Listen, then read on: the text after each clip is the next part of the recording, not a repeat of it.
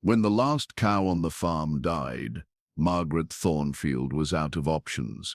Neighbors said, "Don't trust the wild Aborigines."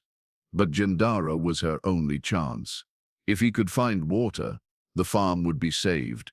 If not, everything would be lost. In New South Wales, Australia, under the merciless summer heat of 1902, Thornfield Farm seemed abandoned to death.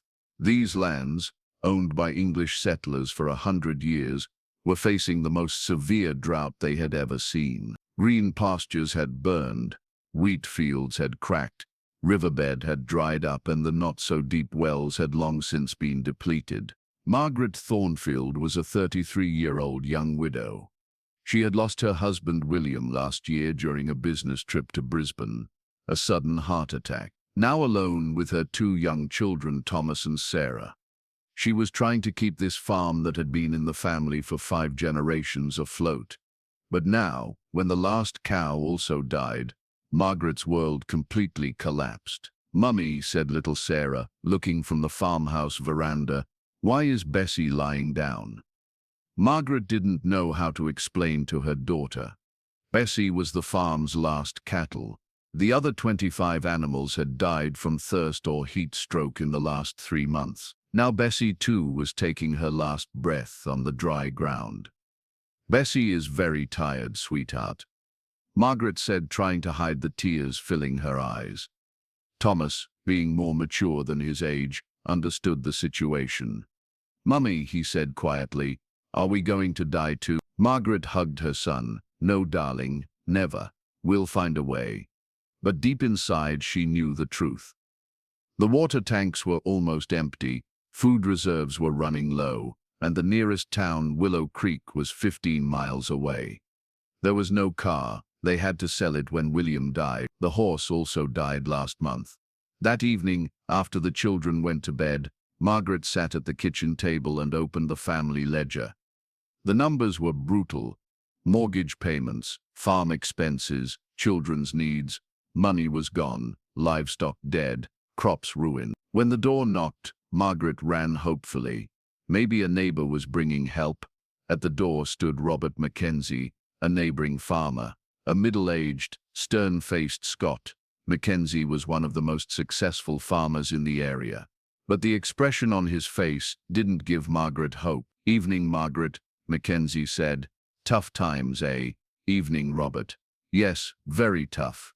I've been thinking, maybe it's time to consider selling." Margaret's heart sank. "Selling? The farm? Look, lass, you're fighting a losing battle. This drought isn't ending anytime soon. You've got 2 young ones to think about. This farm has been in William's family for 5 generations. Aye, and it's a good farm. But without water," Mackenzie shook his head. "I could offer you a fair price, enough to buy a house in town, maybe start fresh." Margaret shook her head. "I can't sell, Robert. This is our home, our children's inheritance." "Margaret, be practical. Your livestock is dead. Your crops are gone. Where will you get water?" Margaret remained silent. This question had been frustrating her for days. "I heard talk in town," Mackenzie continued. "Some folks been asking about that Aboriginal fella, Jindarra. They say he can find water where others can't." "Jindarra?" "Aye, lives out in the bush, about 20 miles north, local Aborigine. Some say he's got mystical powers, can douse for water like nobody's business." Margaret had heard this name before, in whispered conversations, among farmers. Jindarra, water finder, bush tracker, some kind of Aboriginal mystic. But Margaret, Mackenzie's voice became serious. "I wouldn't recommend it. These natives, you can't trust them. They're unpredictable, sometimes dangerous." "Dangerous?" "Not violent, necessarily, but they've got their own ways, their own beliefs. And they don't think like us. You could lose more than just money dealing with them." After Mackenzie left, Margaret thought for a long time. Jindarra, the Aboriginal who could find water, was it real, or just a legend? The next morning, the situation got even worse. She realized the last water tank was showing its bottom. Maybe 2 days' worth of water remained.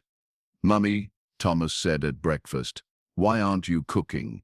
"We have to save water, son," Margaret said, "only for drinking." That day, Margaret had to make an impossible decision. Either take the risk with this Aboriginal water finder, or pack up the children and abandon the farm forever. In the afternoon, she left the children with Mrs. Henderson, the nearest neighbor, and decided to find Jindarra. "Margaret, you're making a mistake," Mrs. Henderson said. "That black fella is trouble. My husband says he's got some kind of heathen magic." "Mary, I'm out of options, if there's even a chance. But what if he demands payment you can't give? What if he tries to harm you?" Margaret hesitated. Indeed, spending alone time with a strange Aboriginal man was risky. But the alternative, losing the farm, was unthinkable. "I have to try." Margaret took William's old hunting rifle and prepared the family horse cart. The cart was pulled by the last remaining horse, Rusty. Rusty had also weakened, but could still walk.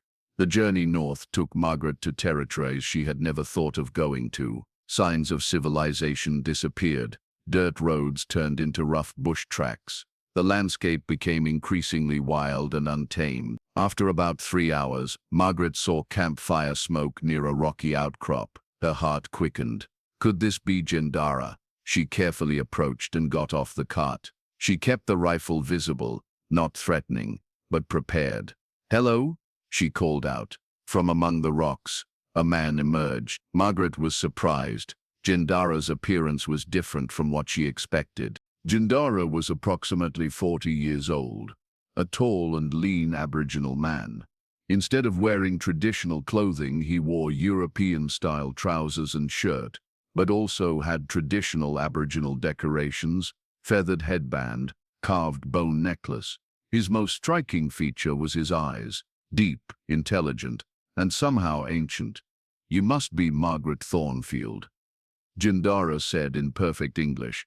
Margaret was shocked. You know me." Word travels fast in the bush. Widow woman, desperate for water, family farm dying. Jindarra smiled, but his expression was cryptic. "I've been expecting you." "Expecting me? How?" "Dreamtime tells many things to those who listen." Margaret didn't understand the reference, but pressed on. "I need water, for my farm, for my children. People say you can find water where others can't." Jindarra studied her for a long moment. "Water is sacred to my people, not just commodity to be bought and sold. I'll pay whatever you ask. Money, livestock, though I don't have much left." "Money?" Jindarra laughed, but not mockingly. "What use is white man's money in the bush? Can't drink it, can't plant it." Margaret felt desperate. "Then what do you want?" Jindarra gestured toward the landscape. "Your family farm sits on traditional Aboriginal land where my grandfather's grandfather hunted, where sacred ceremonies were held, where burial grounds rest." Margaret's heart sank. "Are you asking me to give up the farm?" "No, I'm asking for something more complex." Jindarra paused. "Partnership. Partnership. I find water for your farm, but in return, you acknowledge the traditional ownership of this land.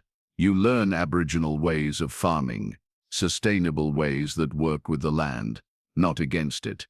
And you give my people access to burial sites and sacred places on your property." Margaret was torn. This wasn't what she expected. I don't know if I have the right to make such agreements." "You have the right to save your children's future," Jindarra said simply. Margaret thought. Traditional ownership acknowledgement, Aboriginal farming methods, sacred site access. This was a radical proposal. The local community probably wouldn't approve. "If I agree," Margaret said slowly, "how do I know you can actually find water?" Jindarra smiled and picked up a long carved stick, traditional water divining rod. "Walk with me." They walked across Margaret's property. Jindarra moved slowly, holding the divining rod ahead of him, occasionally stopping to listen to the ground, sometimes kneeling to smell the earth. "Here," Jindarra said suddenly, stopping near a cluster of old eucalyptus trees. "Underground spring. Deep, but strong flow." Margaret looked around. The area looked completely dry, like everywhere else. How can you be sure?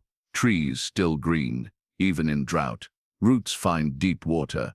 Also, listen. Jindarra put his ear to the ground. Can you hear? Margaret listened. At first nothing. Then, very faintly, she thought she heard something like flowing water, deep underground. Oh my God, she whispered. Sacred water. Jindarra said. Been here since dream time, but your people never learned to find it. Margaret felt tears coming. If this is real, if there's really water here, water is here. But agreement must be honored. This is not just business transaction. This is healing between people. Margaret looked back toward her farmhouse, where her children waited. Then she looked at Jindarra, this Aboriginal man who might be her salvation. What exactly would this partnership involve? I teach you traditional farming, working with seasonal rains, drought-resistant crops, sustainable grazing. You provide shelter, food, and friendship. Together we show other farmers that Aboriginal knowledge and European techniques can work together. And the sacred sites, small area near the creek, burial ground of my ancestors, just need access for ceremonies, respect for the spirits. Margaret wrestled with the decision. Everything she'd been taught about Aboriginal people said this was dangerous, foolish. But everything about her current situation said she was out of options. All right, she said finally, I agree. Jindarra smiled, genuine warmth this time. Then we begin. What followed was the most intensive learning experience of Margaret's life. Jindarra taught her how to read the landscape for signs of underground water, how to identify drought-resistant native plants that could provide food during harsh times, how to rotate grazing areas to prevent overuse. Most importantly, he taught her about sustainable relationship with the land. European farming fights the land, explained Jindarra. Aboriginal farming works with land. Land is not thing to be conquered. Land is partner, family member. Within 3 weeks they had dug a well at the spot Jindarra identified. At 15 feet they hit a strong underground spring, more water than Margaret had seen in months. Word spread quickly through the local farming community. Some neighbors were scandalized that Margaret was consorting with natives. Others were curious about the water success. Robert Mackenzie visited again, this time with a different attitude. Margaret, I have to admit, I'm impressed. Where did you find the water? Jindarra showed me traditional Aboriginal water finding methods. Mackenzie looked uncomfortable. You're really trusting that black fella with your farm. That black fella saved my farm, Robert. And he's teaching me things about this land that 5 generations of my husband's family never knew. Over the following months, Margaret's farm not only survived but began to thrive. Using Jindarra's methods, she grew drought-resistant crops, maintained sustainable grazing patterns, and developed a reliable water supply. More importantly, a real friendship developed between Margaret and Jindarra. He shared stories of Aboriginal culture, taught her about traditional medicines and seasonal cycles. She shared European farming techniques, helped him understand white society's ways. Why did you help me? Margaret asked one evening, as they watched the sunset over the now green paddocks. Because healing must start somewhere, replied Jindarra. My people and your people, we share this land. Better to share knowledge than to fight over differences. The children, Thomas and Sarah, came to adore Jindarra. He taught them bush skills, how to track animals, find edible plants, navigate by the stars. They taught him reading and writing, shared their school lessons. Uncle Jindarra, said little Sarah one day, are you magic? Jindarra laughed. Not magic, little one, just old knowledge. My people learned these things over many thousands of years. Local resistance gradually decreased as other farmers saw Margaret's success. Some quietly asked for advice about water problems. A few began experimenting with traditional techniques. Margaret became an advocate for Aboriginal land rights and traditional knowledge. She spoke at farming conferences about sustainable agriculture, wrote letters to government officials about recognizing indigenous expertise.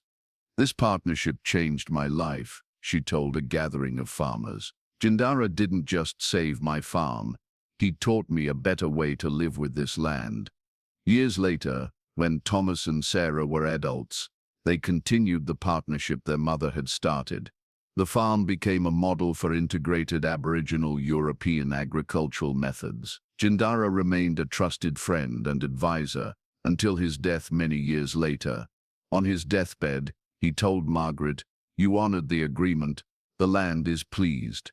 Your children's children will prosper here." The sacred burial ground remained protected, the sustainable farming methods continued, and the friendship between cultures that began with one desperate woman's need for water grew into a legacy of cooperation and respect. Margaret never forgot that day when she faced the choice between prejudice and survival, between tradition and adaptation. Choosing to trust Jindarra hadn't just saved her farm, it had opened her heart to a different way of seeing the world. The water still flows from that underground spring, a testament to the power of traditional knowledge and the possibility of harmony between different peoples sharing the same precious land.